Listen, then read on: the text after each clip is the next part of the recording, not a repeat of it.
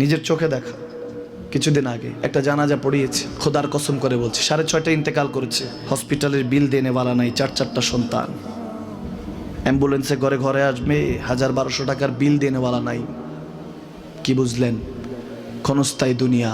মুমিনের কম থাকলেও আমি বলি, কেউ যদি এসে বলে হুজুর একটু দোয়া করেন, খুব পেরেশানিতে আছি, আমি তার হাত চুমু খেয়ে বলি তোমাকে মোবারকবাদ, আল্লাহ তোমাকে ভালোবাসে।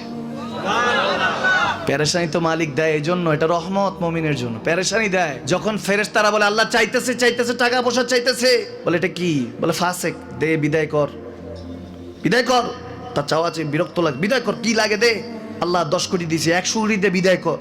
মুমিন যখন চাইতে থাকে আল্লাহ আমাকে কিছু লাগবে, যখন একটু করে চায় আমার মাটাকে সুস্থ করে দাও, বাবাটাকে আল্লাহ আমার স্ত্রীকে, আমার আমাকে একটু তৌফিক দাও, চাইতে থাকে মুমিন। আল্লাহ বলে যখন ফেরেশতারা দেখে মুমিন চাচ্ছে, দেরি করতে পারে না, তাড়াতাড়ি খাজানা নিয়ে দিতে নেবে, আল্লাহ বলে রাখোস না, এত তারা